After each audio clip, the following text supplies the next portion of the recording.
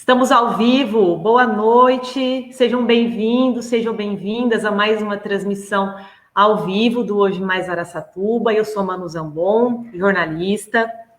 Hoje estamos fazendo essa roda de conversa com três mulheres, com três profissionais incríveis, para a gente refletir, debater um caso que veio à tona esta semana, que foi a questão do caso Mariana Ferrer, né? Eu acho que vocês acompanharam, estão bem por dentro do assunto. Não vou contar todo o caso, né? Porque a gente tem pouco tempo de transmissão, então, só para lembrar vocês que a reportagem do Intercept Brasil veio à tona esta semana, né? Vieram à tona imagens da audiência, né? Da videoconferência, onde a Mariana está ali com o juiz, com o advogado, enfim, e tem uma sucessão de acontecimentos aí com isso.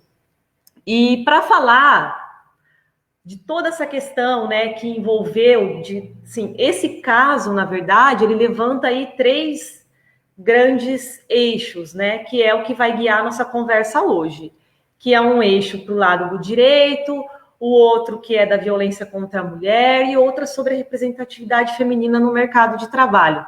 Então, recebemos aqui hoje a professora de Direito da Seguridade Social e doutoranda em Ciência Jurídica, Heloísa Helena Silva Pancotti, a líder do Grupo Mulheres do Brasil, Núcleo de Araçatuba, Elisângela Almeida, e a presidenta da Casa Maria de Araçatuba, Jamile Nicásio Nicoletti, doutora em Educação e membro do NUDISE, Núcleo de Gênero e Diversidade Sexual na Educação. Então, a gente vai caminhar por esses três eixos e eu já gostaria de começar com a parte do direito, né? Que é a parte aí que eu gostaria de focar uma conversa com a Heloísa. Heloísa, doutora Heloísa, professora Heloísa. Especificamente sobre a sentença, né, de absolvição do acusado, né, do empresário, veio também o termo estupro culposo, né? A gente viu esse termo sendo divulgado aí maciçamente.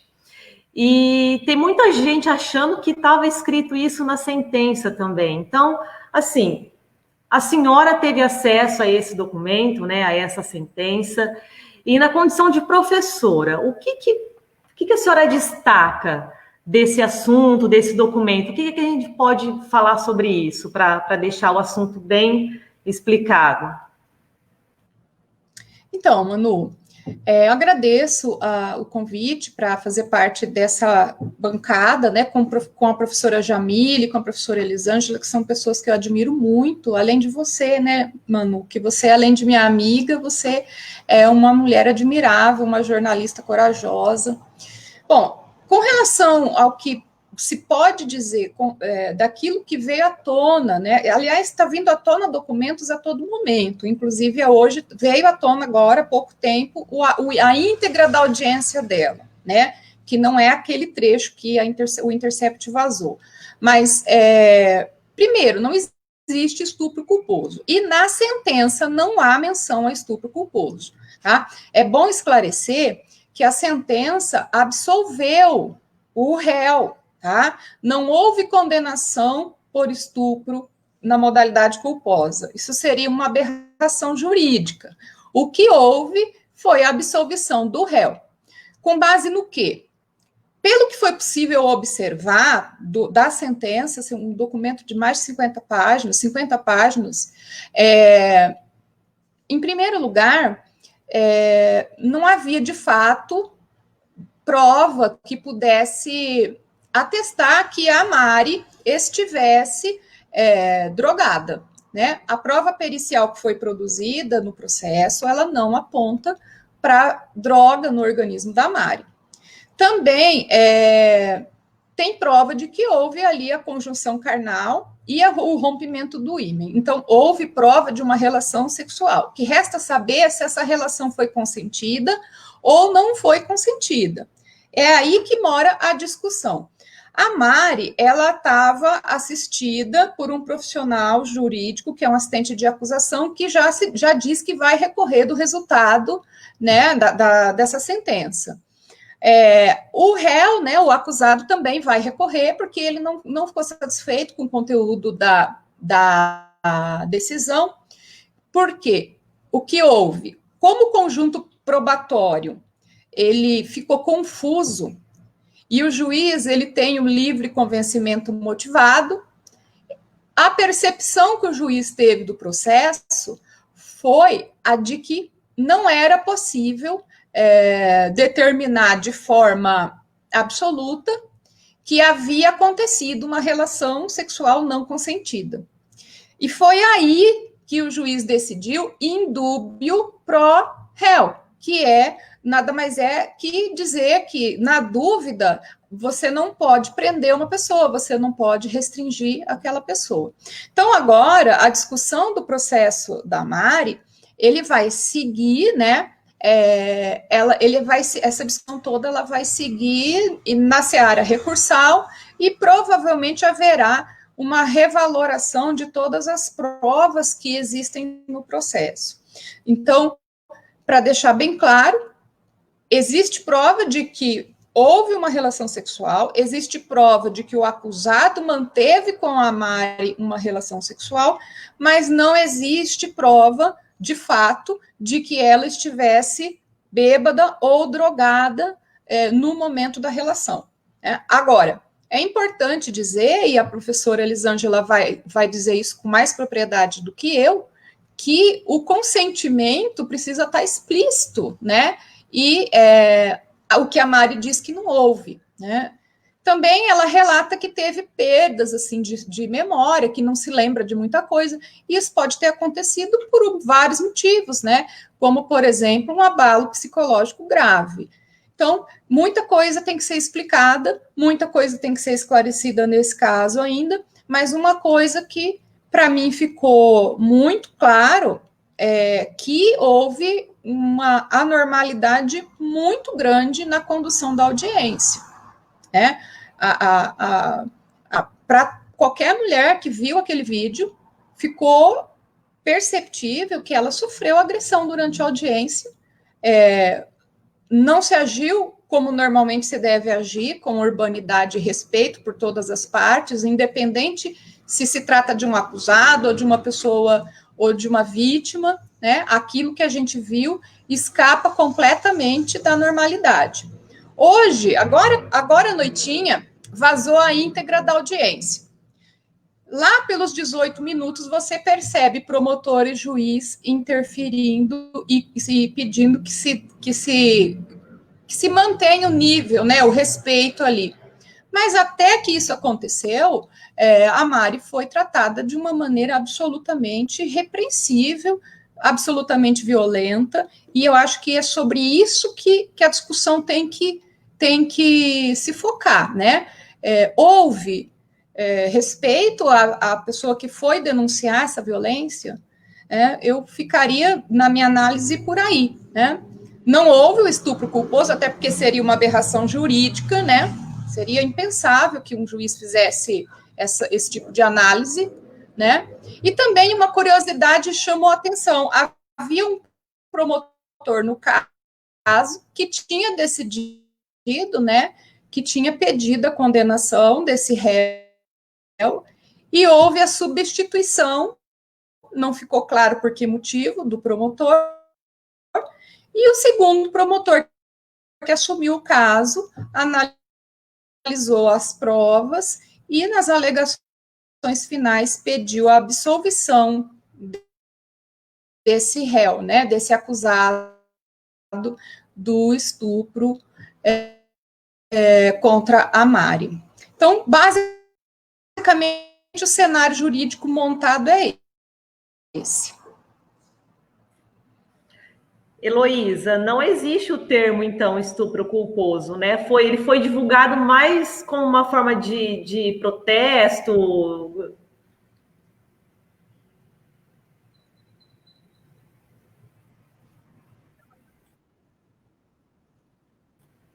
Elô, não estou te ouvindo. Eu acho que você travou aí.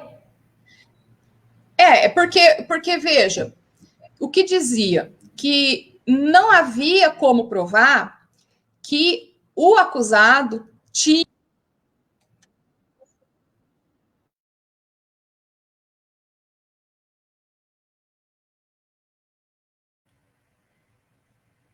Heloísa caiu, né? Tá. Ô, Manu, eu quero só comentar um pouco sobre isso que a gente está falando, né? Eu, junto com a Heloísa, a Elo é conselheira da Casa Maria, né? E a Casa Maria logo se posicionou a respeito disso, e nós lemos a documentação, né? Tudo que foi divulgado sobre o caso, todos os documentos que a gente conseguiu ter acesso, né? Então, nós fizemos uma leitura disso. E a análise do Ministério Público, ela dá brecha para essa questão do culposo e do doloso, porque na terceira página, se eu não me engano, ou na segunda página de um documento de 91 páginas, que é a análise do Ministério Público, está escrito exatamente assim, eu vou ler para a gente aqui. Então, fala assim, em resumo, o acusado deste caso chama-se André Camargo Aranha e será examinado, portanto, se no dia 15 de dezembro de 2018 o acusado estuprou de maneira dolosa Mariana Ferrer. Então, é nesse sentido que o The Intercept, aí depois toda a rede social, né, se mobilizou, porque assim, bom, se não é doloso, então é o quê? Culposo, né? Então, como que a gente vai fazer para agora julgar isso daqui, né? E outra questão, então, nesse mesmo documento, né, porque fala-se que a gente não consegue provar, como a Elo estava colocando para a gente aí, né? Então, o acusado, ele foi absolvido por falta de provas.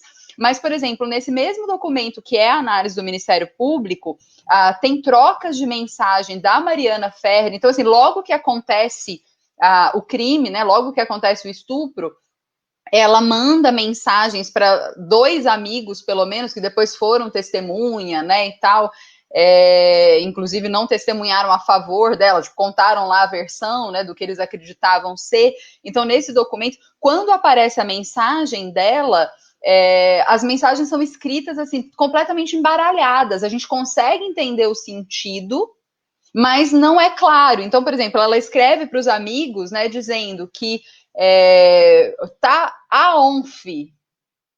Então, perguntando para o amigo, né, onde que você tá? E aí o me ajuda é só um M e o ajuda ela troca o A pelo S nos 2 momentos. E aí ela fica, cadê você? Por favor, eu não sei. E aí quando ela coloca o que, quando tá acontecendo, tem um monte de letras misturadas. Então assim, a gente entende o teor. E aí ela diz para esse amigo, né, vocês me deixaram aqui, eu jamais faria isso. Numa outra mensagem que ela troca com a amiga, né, ela fala que o cara, né, então ela fala, cadê você, amiga? Eu tô no café. Pelo amor de Deus, me espera, eu não quero esse boy, eu não sei o que está acontecendo. Então, só que isso que eu li para vocês aqui, na verdade, ela escreve com letras completamente confusas. Então, muito provavelmente porque ela estava ou sob efeito de álcool ou sob efeito de algum entorpecente, mas que a perícia não conseguiu identificar. Né? Então, isso acaba gerando aí falta provas para demonstrar que não houve o consentimento ou que ela estava sob o uso ou efeito de alguma coisa, né? Mas o termo doloso está na análise do Ministério Público, então por isso que deixou brecha para isso, né? Poxa, estupro é estupro. Não tem como ele ser não intencional ou ele, né, qualquer coisa nesse sentido, né? Certo. Jamile, muito bom, muito legal aí a sua colocação. A Heloísa, como ela caiu, acho que ela estava concluindo alguma fala. Você gostaria de terminar alguma fala, Heloísa, que você não conseguiu? Então, eu não sei que momento exatamente travou da nossa conversa, mas o que eu dizia, o que eu dizia era o seguinte, o que eu gostaria que você comentasse, Heloísa, o seguinte, você tocou num ponto interessante, falando da audiência, né, dessa questão da audiência, né, que deixou todo mundo aí bem revoltado com a posição de uma, né, da humilhação da vítima. Eu vi uma entrevista hoje de uma promotora. É importante destacar um contraponto só, sabe, Manu, que é o seguinte: antes desse promotor que ofereceu essas alegações, né, que esse documento que veio à tona, teve um outro promotor. E esse outro promotor, esse primeiro promotor do caso, observando e fazendo o juízo e cotejo analítico das provas do processo, ele resolveu por denunciar o acusado, ele pediu a condenação dele, né? Aí veio esse outro promotor, né, que assumiu o caso, e analisando os documentos, ele concluiu num sentido totalmente oposto, né? Agora, aqui, então, o que denota é que essas provas cabe as duas interpretações, né? Isso vai ser decidido no tribunal. O que vai pesar mais? Mas o que ficou assim complicado é que no cotejo, né, da palavra da vítima com a palavra do acusado, né, e contrapondo essas falas com as provas do processo, o juiz decidiu pela absolvição do réu. E não foi por ausência de provas, e isso é importante dizer, foi por dúvida de que havia de fato um crime. Por isso que o réu recorreu, né? O réu recorreu porque ele quer ser absolvido por ausência de prova, que é uma situação diferente. A absolvição dele se deu porque havia uma dúvida, né? Indúbio pro réu. E outra coisa que eu estava dizendo quando caiu, era com relação a esse promotor, que eu queria que ficasse bastante claro que isso ocorreu, né? Então, quer dizer que a análise cabe várias interpretações, inclusive do Ministério Público. Agora, a audiência, Manu, não é comum de forma alguma o que aconteceu. E vazou a íntegra da audiência, que tem quase 21 minutos, né? E ali, juiz e promotor demoraram mesmo, eles vão interferir depois dos 18 minutos de audiência, enquanto a gente observou um advogado humilhar absolutamente, indubitavelmente ali, me pareceu uma fala muito misógina, machista, né? O tempo todo se analisava como prova num processo, e isso é um absurdo, né? Se analisava como prova no processo, fotos de rede social, a roupa que ela trajava, se ela bebia ou se ela não bebia, né? E aí pouco se falou assim, sobre consentimento. Porque, veja, ainda que a prova pericial seja uma boa prova, ainda que ela não estivesse drogada ou bêbada, muitas coisas podem acontecer para tirar a consciência da pessoa, né?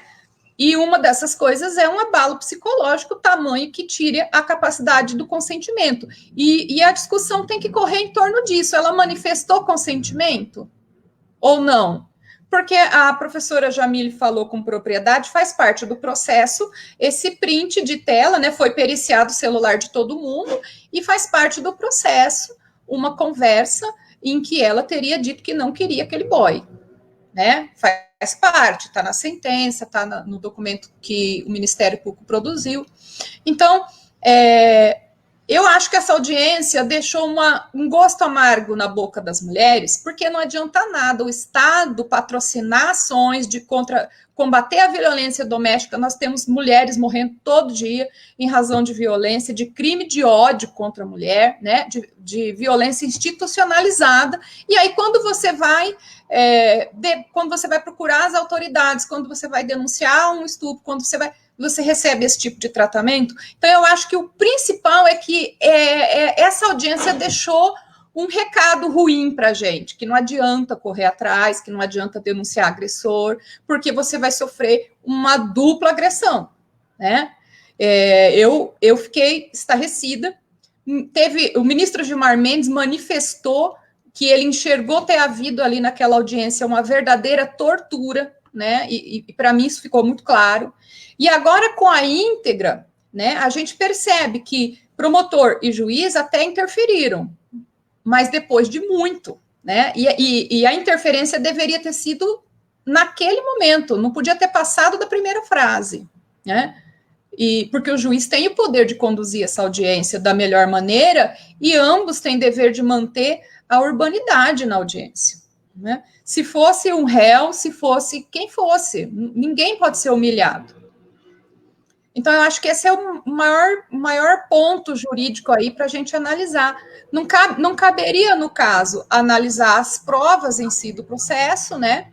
A OAB veda, mas cabe fazer essa análise no geral do que aconteceu, desmistificar a história do estupro culposo, porque, de fato, não faz parte da sentença, né? O que houve foi uma absolvição por uma dúvida sobre a ocorrência do crime de estupro, porque a prova de que houve uma relação sexual estava inegável, né? Até porque a Mari era virgem até aquele momento, e porque houve a presença de esperma do acusado nas roupas da Mari que foram entregues para a perícia, né? Certo. Nós temos participações aqui, várias participações. Eu vou colocando alguns comentários aqui na tela, tá? No decorrer também da transmissão. Agora eu gostaria de dirigir uma pergunta para a Jamile e para a Elisângela, né? A Elisângela na condição de líder aí de um grupo muito importante, né? De um núcleo que começou há pouco tempo em Araçatuba, e a Jamile na condição de presidenta da Casa Maria. Então, a pergunta que eu faço para vocês, e aí vocês podem refletir, dar a opinião, né, de vocês enquanto líderes. O caso Mariana, de que forma que ele reflete a sociedade brasileira? Como que vocês veem isso? Olá, boa noite a todos. Na verdade, ele expôs algumas mazelas, né? Mazelas do nosso judiciário, algumas mazelas ainda dos vieses ainda no tratamento da mulher, né? Nas esferas mesmo jurídica, e a gente viu isso com muita preocupação. O Grupo Mulheres do Brasil, ele é muito cuidadoso sobre aquilo que ele vai opinar, sobre aquilo que como grupo, né? Mas esse caso a gente teve uma ação muito rápida a partir da Luísa, do Comitê de Violência contra a Mulher. Por quê? Um dos pilares do Grupo Mulheres do Brasil é a violência contra a mulher. Isso aí vai entrar a violência física, o estupro e tudo isso.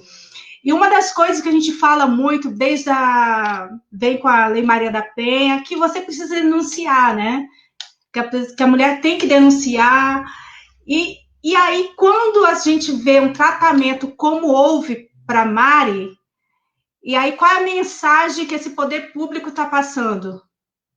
É por isso que a gente não denuncia. Olha o tratamento. A gente passa, assim, de vítima para ré. Então, a preocupação, como a doutora Heloísa, ela falou muito bem da parte jurídica, eu queria tocar nesse assunto, de como essa mulher ela vai se sentir acolhida dentro dessa esfera jurídica, e quanto isso pode refletir no sentido, olha, por isso que eu não denuncio, não vale a pena levar isso a público, porque eu não quero ser 2 vezes vítima. Porque acabou que naquele julgamento ali foram realmente 18 minutos de tortura e de julgamento da vítima. Então, toda essa preocupação e essa explicação, e talvez o que foi realmente muito rápido, o grupo ele se posicionar como Grupo Mulheres do Brasil. Porque a nossa preocupação é essa. E a gente tem muitas ações, por exemplo, nas delegacias, né, de humanizar essas delegacias da mulher. Por isso. Então, quando você coloca ali profissionais, mulheres, sejam mulheres ou homens, mas que tenham empatia com aquela mulher que sofreu violência sexual ou violência física ou moral, isso faz a diferença, sim. Então, o tratamento ele começa desde o momento que a mulher chega numa delegacia e ela é bem atendida, e ela recebe realmente um tratamento empático, até o momento que a gente não vai esperar, né? A gente nunca espera que no final um julgamento como aquele. Então, abriu realmente uma outra mazela, porque a gente estava muito até preocupado para aquele início, né? Do tratamento, do acolhimento naquele início. E a gente vê que o problema é muito maior do que a gente pensava. que nesse alto escalão, até de eu chegar de um promotor, de um advogado, assim, de alta experiência, até um juiz. Como faltou empatia naquele processo. Então, acho que esse ponto que me chama bastante atenção. Jamile? Olha, Manu, eu acho que ele representa, né, de certa forma, esse caso da Mariana, ele escancara para a gente aí algumas questões, e inclusive a gente já tem todo o movimento, por exemplo, de algumas deputadas, né, falando numa importante discussão que precisa ser feita sobre a violência institucional. A gente tem também um outro debate importante, que é a ausência ali de mulheres, né? Então, como que, por exemplo, a falta de mulheres, tanto no espaço político, quanto nesses espaços de decisão do próprio judiciário, né? Como que isso impacta na nossa vida, né? Então, como que isso poderia ser diferente se a gente tivesse ali mulheres, né, fazendo aquele julgamento. Eu acho que a gente viu um processo muito claro, né? E a professora Valéria Escárcel publicou algumas coisas nesse sentido da revitimização que a gente fala, né? Então, a vítima já sofreu, né, a violência. A gente tem as mensagens que ela trocou que mostram, né, que ela estava escrevendo completamente sem noção. Tem o cara do Uber que levou ela para casa, que também disse que ela estava, né, meio desbaratinada.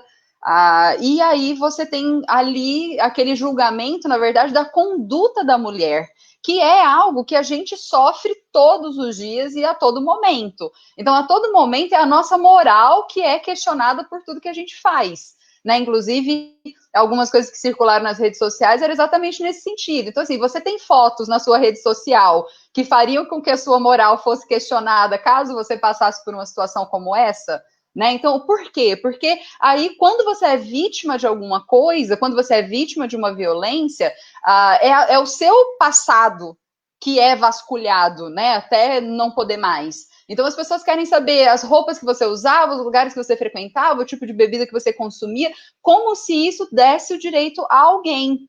E aí eu acho que a gente volta nessa questão, por exemplo, do estupro doloso, né, que a gente sabe que são termos que não existem, né, então o estupro é estupro, porque infelizmente a gente tem no nosso imaginário a ideia de que estupro é uma violência que é cometida com o uso, por exemplo, da força física, no sentido de... então eu tenho um cara me esperando ali na esquina que tá escuro, ele vai me jogar no mato e vai tirar minha roupa e vai me estuprar. Então, a gente sempre associa a essa violência ao uso da força física. Mas o estupro é qualquer relação sexual não consentida, que pode, inclusive, e aí a gente tem casos, né, muito claros nesse sentido, de relações sexuais que muitas vezes estão associadas a relacionamentos que a gente vive. Então, eu namoro um cara...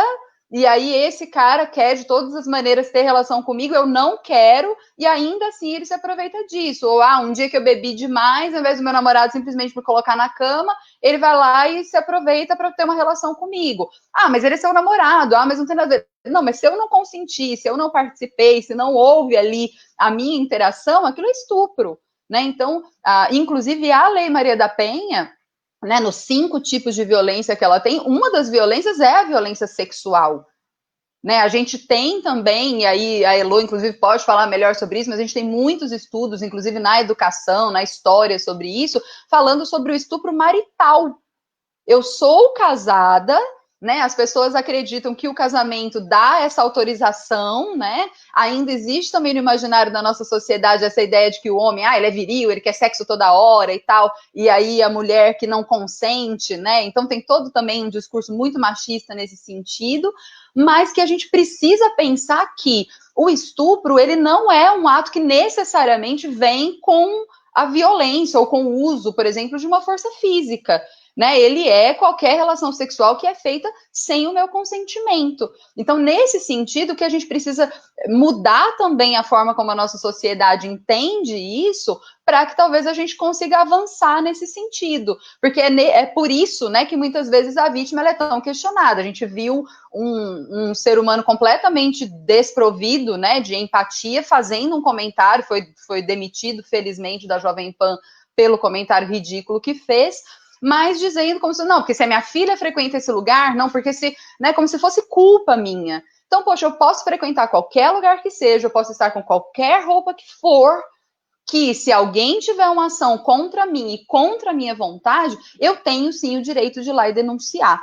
O problema é que, assim como a Elisângela falou, assim como a Heloísa falou, a gente tem buscado mecanismos para garantir a proteção dessas mulheres, a gente tem feito campanhas, a gente tem formado grupos, a gente tem associações, só que quando a gente chega efetivamente, o que a gente vê são as instituições nos desacreditando, são as instituições muitas vezes nos desmobilizando nesse sentido, e são as instituições promovendo esse circo de horrores que a gente viu aí no caso da Mariana. Então, assim, essa violência, pelo menos que é a violência institucional, nós temos provas claríssimas de que ela aconteceu, né? E de que novamente essa menina foi submetida aí a um horror nesse tempo. Então, ela sozinha ali naquela sala e tendo que pedir pelo amor de Deus, tipo, gente, pelo amor, excelentíssimo, né? O que é isso que está acontecendo aqui?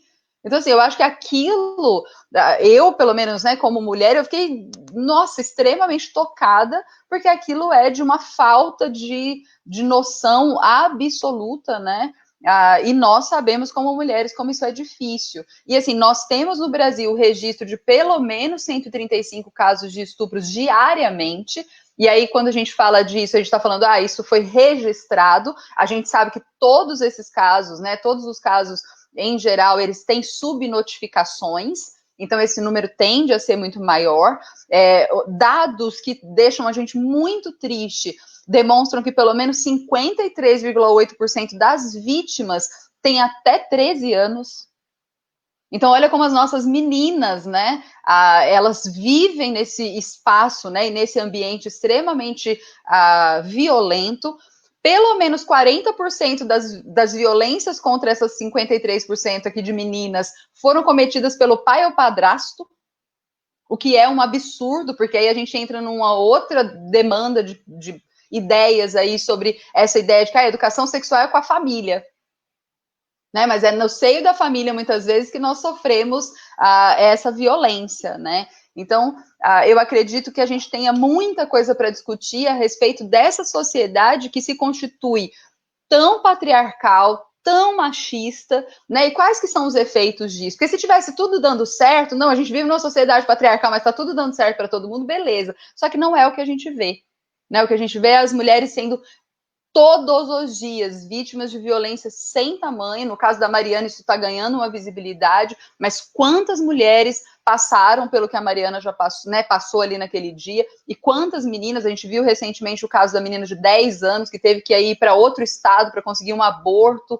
também vítima de uma violência absurda. Então, a gente está falando de uma sociedade muito contraditória e que precisa mesmo, né, que a gente tenha encontros como esse, momentos como esse, para a gente discutir essas situações, porque não estamos bem enquanto sociedade, a gente precisa repensar a nossa lógica. Nesse sentido, Jamile, fazendo essa ponte, né, com o que a Elisângela falou, com o que você falou, a gente pode só reforçar duas ideias, né? Não é não e nenhuma violência justificada.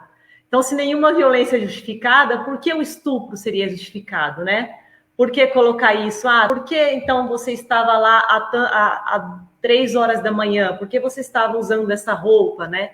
Que é o que todas nós já ouvimos algo semelhante, né? Por que você vai sair com essa roupa e assim por diante, né? A gente não precisa nem ficar citando aqui. E recebemos um comentário aqui,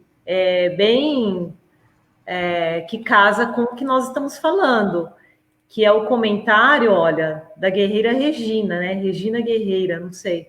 Tenho medo do dia da minha audiência contra meu ex-marido, né? Depois dos horrores que vi e ouvi. Sou mulher negra, deficiente, com 7 graduações, e como convencer o juiz que ele realmente me estuprou? Olha só, carnal, social, psicológico e na alma, né?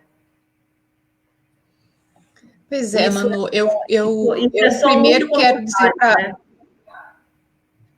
Eu quero dizer para a Regina, em primeiro lugar, que que ela sinta-se acolhida, né? E que ela não se acovarde, né? Em último lugar, procure ajuda, né? Nós temos várias entidades aqui que podem oferecer algum apoio para ela. Mas, complementando o que a professora Jamile já disse, quando eu estudei direito, havia a figura do débito conjugal. E o que era o débito conjugal? Era a obrigatoriedade da esposa em fazer sexo com o marido, e independente da vontade dela, né? Então, o marido, quando ele casava com uma mulher, junto no pacote estava ali o dever de fazer sexo. A conquista, né, do reconhecimento do estupro marital é recente. Ela não é antiga. Ela vem há pouco tempo, né? O reconhecimento de que dentro de uma união, uma mulher tem direito de manifestar a sua discordância. Olha só como isso tem um peso, né? E outra coisa que é importante dizer é que eu fiquei refletindo vários pontos, assim. Será que se tivesse uma promotora, será que se tivesse uma juíza naquela audiência, o resultado seria esse que nós vimos, né? A falta total de empatia? E outra coisa que eu queria dizer, porque eu li um artigo que o Lênio Streck escreveu hoje sobre o caso, e que ele dizia o seguinte: aquele show de horrores que a gente viu na audiência, que ele produziu inegavelmente efeitos na sentença, né? Primeiro, porque uma sentença não pode ser analisada de maneira isolada do que aconteceu na audiência, em primeiro lugar. E aí, quando uma vítima, no curso de uma audiência, ela passa de vítima para acusada, né? Naquela circunstância que nós pudemos ver, a tal da paridade de armas, né? Acabou, né? Acabou. Ali, naquele momento, a coisa toda estava decidida. Veja,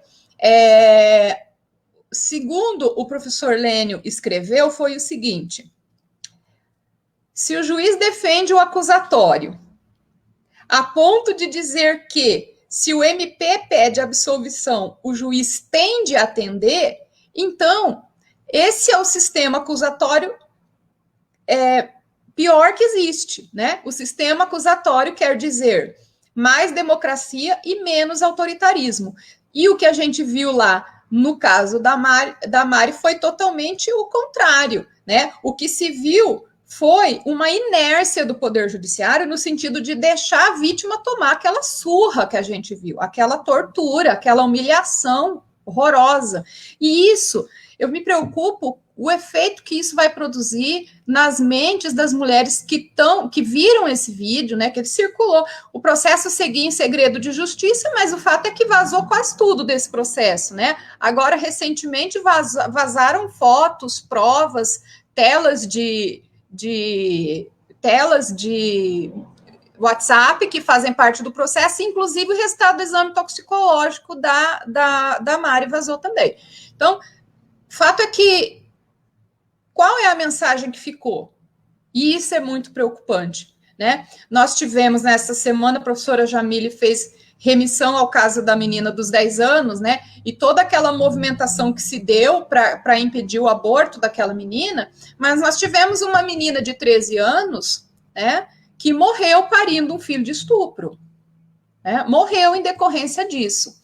Então, nossas mulheres estão vulneráveis, né? E o nosso sistema judiciário não está preparado para acolher essas mulheres. Visivelmente, pelo menos pelo que a gente viu naquela audiência, não houve acolhimento, não houve sequer observância dos parâmetros mínimos de legalidade do que deve ocorrer dentro de uma audiência. A gente viu o quê? Uma audiência, o professor Lênio fala, envenenada. Por que ela estava envenenada? Porque aquela prova que havia que ser produzida pela oitiva da vítima, pela oitiva do acusado, ela foi colhida sob uma tensão que pode ter produzido efeitos na prova que foi colhida ali, né? Aquela tensão não tem como você separar a violência que ela sofreu do resultado da prova que foi produzida na coleta do depoimento dela. Eu sou uma advogada com mais de 20 anos de experiência. Se você, além de professora, se você me apertar, se você fizer comigo aquilo que foi feito com a Mari, eu não ia lembrar do que eu tinha almoçado. Eu vou falar sinceramente, sabe? Então, é uma menina que vem de um processo de violência, está em tratamento psiquiátrico, é uma menina que vem sendo observada por profissionais, ela não tá num momento equilibrado da vida psicologicamente, né? Totalmente fragilizada e ainda assim sofreu aquilo. Então, é importante ressaltar que não dá para falar assim, olha, a documentação está negando as provas, não tem prova de que a Mari estivesse em estado de vulnerabilidade, mas o debate é maior. O debate, se fosse um estupro de vulnerável, o debate ficaria ali circulando a história dela estar incapacitada de oferecer consentimento ou não. Porém, a história do estupro deixou de ser analisada, né? Ocorreu o consentimento para aquele ato sexual, isso passou despercebido da sentença, né? O que se observou é se ela tinha condição de consentir ou não, mas se ela estava num estado de mente alterado ou não, mas bastava que ela tivesse dito não quero, né? E a partir dali toda relação sexual seria um estupro. E isso passou longe do debate jurídico até agora. E é importante dizer que é um debate necessário. Era isso que eu queria considerar. Obrigada, Heloísa. Nós temos o comentário aqui do Gabriel Maia, dizendo o seguinte, que, né, condenar um inocente por esse crime hediondo é chocante, e vocês reclamando de como ela foi tratada na audiência pelo advogado de defesa. É sério? Alguém gostaria de fazer algum comentário sobre isso? Até abrir o microfone, Manu. Eu acho assim, a gente avança, como a Elo colocou, né? Então, há tantos anos atrás, quando eu me graduei, né? Então, havia uma lei X. Eu acho assim, a gente avança na legislação, mas a gente não avança nos costumes, né? Esse é um grave problema que a gente tem no nosso país, né? Então, a gente acaba vendo, o Gabriel me parece ser um jovem, né, mas que não vê problema, por exemplo, na forma como a Mariana foi tratada. Então, assim, eu não sei se ele vai ser condenado ou não pelo crime que ele cometeu, porque como a Elo já colocou isso no início da live, né, depois se o Gabriel quiser, ele pode assistir a live toda para entender nosso posicionamento aqui, mas pelo que já foi dito, né, então ele foi absolvido pela falta de provas. Então, ok, ele não poderia ser condenado porque existe falta de provas, mas a Mariana também não poderia ser tratada da maneira como ela foi tratada. Né? Então, é nesse sentido. Então, houve uma violência institucional, como a gente disse, houve uma exposição completamente desnecessária da vida, da moral, da conduta dessa mulher, que não vem ao caso, como a Elo acabou de colocar aqui para a gente, né? Então, o que estava em questão e o que precisou estar em questão ficou em segundo plano. Né, ali no julgamento, né, era muito mais a vida da Mariana que foi revirada, como também acontece sempre. Então, um tempo atrás a gente teve aí o caso de uma mulher que sofreu um estupro coletivo, ou a gente não precisa nem ir tão longe, a gente estava outro dia mesmo discutindo a situação do próprio jogador Robinho, né, que também, então, volta a tocar na questão do abuso. Então, o Robinho, o tempo todo ele achou que ele ia se safar, e nas mensagens que a gente depois teve acesso, né, do caso em que ele foi condenado em primeira instância, a grande questão é que ele escrevia lá, bom, ela estava tão bêbada que ela não vai se lembrar, então o cara já pensa que, bom, não vai acontecer nada, porque se ela não lembra, ela também não tem como provar o que aconteceu. E segundo, que ele diz, né, claramente, o amigo fala assim, mas eu vi você colocando o pênis na boca dela. E aí ele diz, mas isso não é estupro. Né? Então a gente tem essa visão completamente distorcida daquele estupro que eu comentei anteriormente, de, é uma violência, necessariamente é a penetração forçada, não sei o quê. Então, assim, isso que a gente também precisa discutir, inclusive com pessoas jovens aí, como o Gabriel, porque a gente tem, sim, um resquício de uma sociedade completamente machista, né, no qual a gente vive. Não é privilégio do Gabriel ter esse tipo de pensamento, infelizmente ele tem várias pessoas que refletem, né, o pensamento machista, assim como o dele, e aí ele colocou aí um outro problema, né, vejo o problema muito maior ao que o réu foi submetido, né? Que é exatamente isso. Então, a gente trata a vítima como se ele fosse, né, o cara que cometeu um absurdo, ele que fez isso. Então, assim, tem prova de que havia, né, o sêmen do cara lá na calcinha da menina.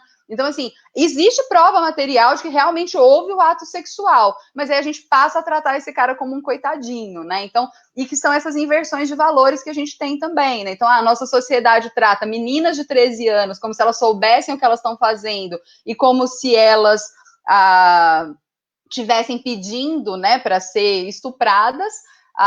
E os rapazes de 35 anos, os homens de 35 anos, são coitadinhos aí, de acordo com o Gabriel. E sim, Gabriel, eu fico feliz que você tenha chegado aqui, mesmo que aleatoriamente, e eu sou feminista, sim, né? E com muita honra e muito orgulho, né?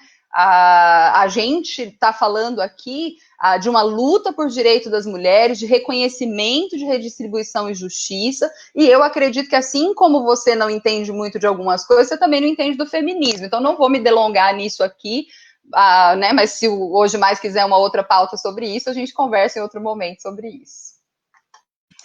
E acredito que a professora Luísa, ela colocou muito bem. A forma como ela foi tratada influenciou, sim, o resultado desse julgamento. Então, não podemos esquecer disso. E aí a gente volta para aquela questão, como é importante, em qualquer esfera de poder, qualquer esfera de decisão, você ter pensamentos diversos, né? E o pensamento diversos aí vem desde aí do caso de uma mulher num julgamento como esse. Teve um comentário que uma mulher negra também se colocou, olha, eu venho com todas essas questões pessoais, eu sou negra, sou mulher e ainda fui estuprada pelo meu marido. Como eu vou explicar isso diante de um juiz? Então, vem todos os vieses no mesmo lugar. Então, precisa, sim, de ter pessoas com mentes, com cabeças diferentes. E aí não tem como a professora Jamile falou, não é idade. Também temos machismo entre as mulheres. E é um processo de aprendizado. A gente está construindo uma nação nova, a gente está construindo um Brasil diferente, né? É um processo doloroso, é um processo que tem gente que vai chegar lá na frente, mas tem gente que ainda está nesse processo de aprendizado, mas aí pode ser difícil, e eu peço para abra um pouco a cabeça a empatia, se colocar no lugar do outro. Eu sei que é um processo difícil para aquele que não viveu uma experiência, talvez para um homem que não viveu uma experiência de uma mulher, mas é um exercício, assim, que é muito bom. E esse processo de mudança, ele não depende só das mulheres. E a gente vê também o homem também nesse processo de mudança, de vencer o machismo, de poder também sentir, dizer, olha, eu também sinto dores, eu também passo por momentos assim. Então, esse processo, a gente vê o homem como também um articulador disso. Enquanto a gente não tem todas mulheres nesses processos, todos esses lugares de decisão, a gente precisa de contar com homens, sim, que tenham essa visão de que entende que não foi justo. Então, a gente quer ouvir esses homens também falar isso, é muito importante, até porque representatividade importa. Eu trabalhei, vou dar um exemplo que veio fora do contexto, mas eu trabalhei num projeto da ONU de empoderamento feminino. E eles escolheram champions no mundo. E no mundo árabe, eles escolheram champions homens, porque era importante ouvir homens falando de violência contra a mulher. Era importante. Então, esses homens, é importante para falar com jovens como Gabriel, com outros homens mais velhos. Esses homens aí também, olha, a gente quer ouvir a voz desses homens aí, junto conosco, com os coletivos, junto com Mulheres do Brasil. A gente quer ouvir esses homens também falar desse assunto, porque a gente está falando de uma sociedade.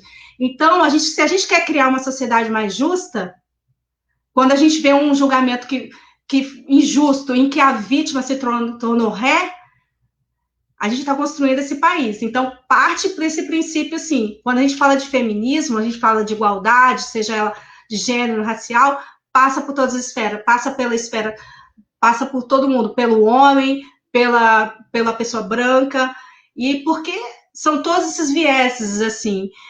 E aí, vamos trabalhar, acho que pensando no futuro. Eu acho que a gente tem que trazer algumas mudanças aí, olha. Se o problema foi não ter aí, num processo como esse, uma opinião diversa, uma mulher ali, foi. Então, qual é a ação que o poder público tem que tomar? Às vezes você tem que agir na obrigatoriedade. Será que seria obrigatório ter uma mulher, pelo menos, num processo como esse? Vai fazer diferença? É uma tentativa. Como a gente já instituiu, a gente fala muito nas delegacias, terem mulheres lá para atender as mulheres vítimas de violência. Então, a gente tem que pensar em soluções reais para isso, para evitar que isso aconteça. Então, eu acho que a gente pode usar esse caso, sim, para melhoras, assim, para melhorar também a nossa legislação, o que faltou ali. E também humanizar. Eu acho que tem que humanizar e eu acho que teve algumas coisas, como até a própria OAB que se manifestou, então achei isso interessante. Tem que haver mais manifestações ainda, para a gente realmente mudar, porque tem que mudar, assim, realmente, dentro do poder público, os homens que entenderam que isso não é normal, verbalizarem isso, a gente quer ouvir esses homens, e é um processo, uma oportunidade, assim, de mudar essa situação. Infelizmente, aconteceu isso com a Mari, mas que não exista outras Maris, né? Que as mulheres não se... Ô, Manu, e complementando isso que a Elisângela está falando, né, sobre essa questão dos homens, eu acho que a gente precisa pensar na participação dos homens, não só se eles estiverem em cargos de poder ou coisas desse tipo, né? A Elisângela está falando aí, nós estamos construindo uma sociedade, a gente está aqui promovendo um debate, né, hoje, né, sobre isso, e eu penso assim, a gente precisa, nas nossas rodas de conversa, nos nossos espaços de interação, promover debates nesse sentido, né? Então, quando eu estou vendo, por exemplo, os meus amigos fazendo comentários que são machistas, ou quando eu estou vendo os meus amigos praticarem esse tipo de situação, então, você está vendo que a menina está completamente bêbada, então você tem que falar para o seu amigo, bichão, vamos achar o amigo dessa menina, né? Com quem que ela veio pro rolê? Né? Então, olha, vamos colocar ela no Uber e mandar ela para casa, vamos perguntar como é que ela tá, vamos dar uma Coca-Cola para ela melhorar, né? Então, assim,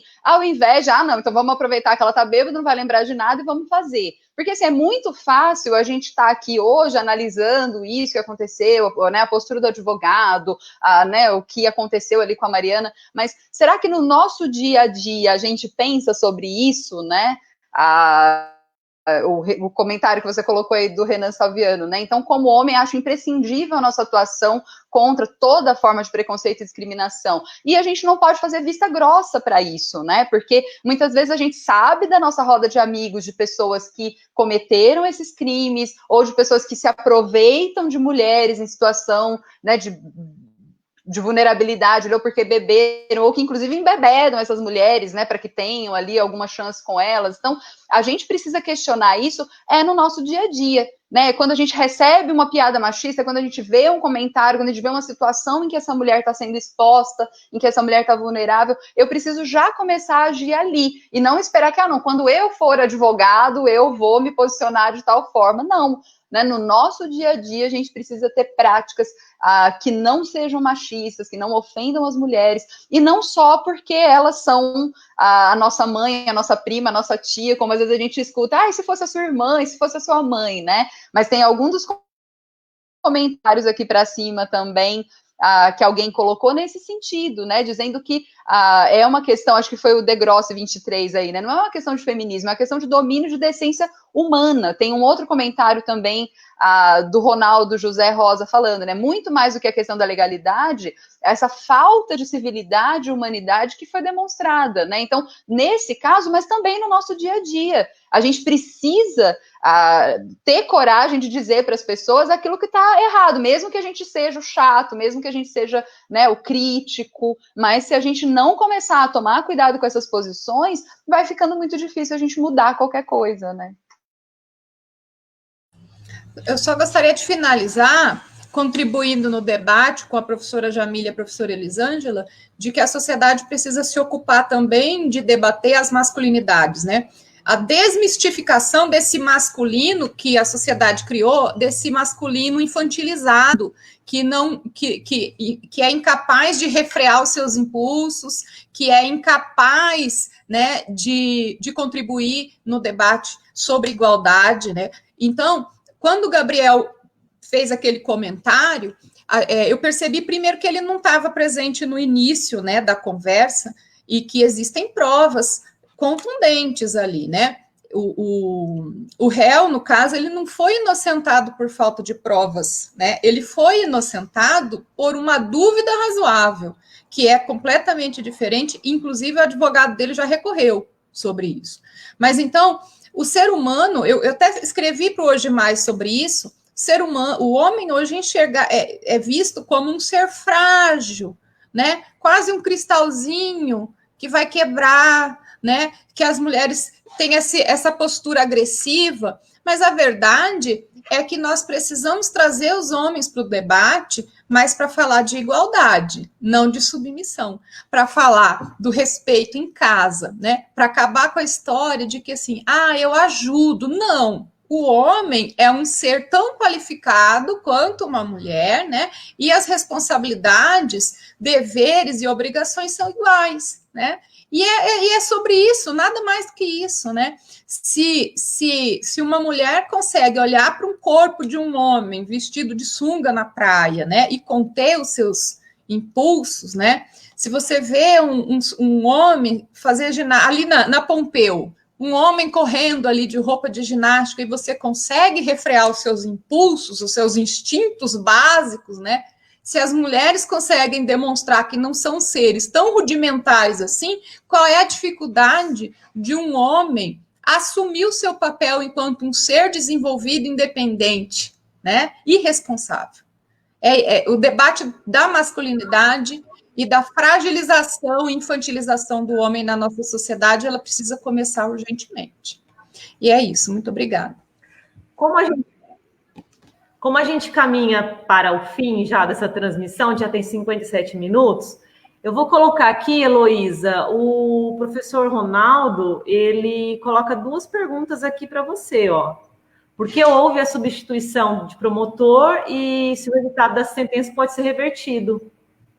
Ronaldo é um grande amigo. A substituição do promotor, Ronaldo, não ficou clara no processo. Pode ter acontecido porque o promotor originário foi promovido, pode ter acontecido porque ele foi movido de comarca, várias coisas podem ter acontecido, e aquilo que vazou da imprensa, ela não deixou claro o que houve, né? Agora, o processo pode ser revertido, as partes provavelmente não, segundo informações, já recorreram, né? E o tribunal vai fazer uma nova valoração das provas que foram produzidas dentro do processo, e já tem jurista comentando que provavelmente existe uma hipótese grande da audiência ser anulada, né? Dado o ambiente em que ela se deu. Então, tudo isso ainda pode mudar, tem muito pano para manga, né? Eu acho complicado falar das provas que vazaram, porque a gente está vivendo esse momento de pós-verdade, né? O que existe de fato é que é um processo que correu em segredo de justiça, então, em tese, não deveria ser, essas informações não deveriam ser públicas. Então, se elas vazaram, né? Elas não vazaram de uma maneira lícita, em primeiro lugar, e segundo lugar, elas podem ter sido manipuladas tanto para favorecer o acusado, como para favorecer a vítima. Então, nós temos que ter muito cuidado quando a gente fala de prova, não sei o quê, porque nós sabemos que as coisas podem sofrer manipulação e tal, mas o vídeo da audiência, inclusive agora a versão sem cortes foi publicada, até por conta da repercussão, foi, ao que parece, bastante fiel.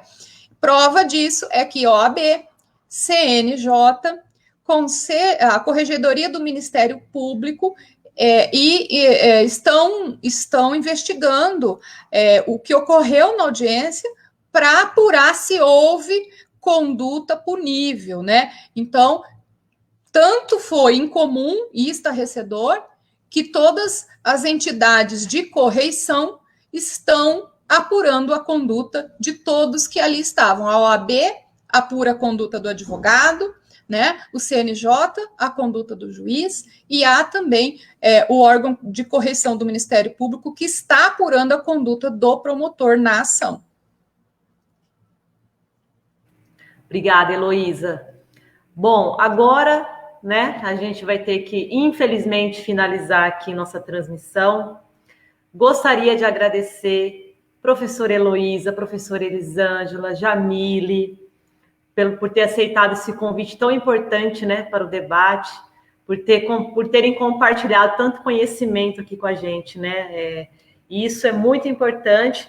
Para quem está assistindo agora a live, enfim, nós vamos deixar salvo esse vídeo, tanto no Facebook como no YouTube do Hoje Mais, então ele pode ser acessado a qualquer momento. E a gente vai aí, né, fazendo o que pode, promovendo esses debates. Espero encontrar vocês também numa outra oportunidade para a gente conversar mais sobre isso. Eu acho que a discussão não acaba por aqui, né? A gente tem muito ainda para debater e para refletir sobre esse tema. Então, muito obrigada. Alguma de vocês gostaria de fazer alguma observação final? Alguma coisa que não tenham falado durante a transmissão? Eu só quero agradecer o espaço, né, e o convite. Agradecer o espaço, o convite, e agradecer a professora Elisângela, a professora Jamile. Eu aprendi muito com vocês hoje e me sinto honrada de estar aqui, né, nessa roda de conversa na companhia de mulheres a quem eu tanto admiro. E muito obrigada, Manu, pelo convite. Você é uma jornalista muito corajosa, eu acompanho alguns bastidores assim do seu trabalho, eu admiro muito a sua ética, eu admiro o seu profissionalismo e admiro a sua coragem em abrir um espaço para debater um assunto assim tão espinhoso e com tanta clareza. Então fica aqui o meu agradecimento a você e a Hoje Mais. Bom, eu também agradeço a Manu pelo convite, essa abertura, coragem, né? E eu tenho um recado, assim, não se calem, que não calem a nossa voz e que a gente possa se unir e que mais pessoas que acreditam nessa causa, que têm empatia, junte-se a nós.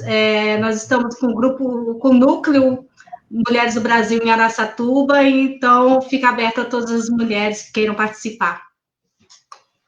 Eu agradeço também o convite, reforço as palavras aí da professora Heloísa. A Manu é uma força feminina com a gente, né? O Hoje Mais, eu acho que tem promovido aí, né, a possibilidade de muitos debates importantes. Eu acompanho sempre, né, especialmente o seu trabalho, Manu. E agradeço, né, porque a gente poder falar de um assunto como esse, numa cidade como Araçatuba, né, que ainda é tão resistente, né, a alguns temas, e a Companhia das Meninas também. Então, assim como o trabalho da Elisângela e do Mulheres do Brasil, a Casa Maria também está à disposição das mulheres. Então, a gente tem nas redes sociais aí a possibilidade de contato, então, seja no Face ou no Insta, @Casa Maria Aracatuba. E a gente tem feito um trabalho, né, que infelizmente o poder público ou por deixar a desejar, ou porque a gente não consegue mesmo alcançar todas as mulheres, né?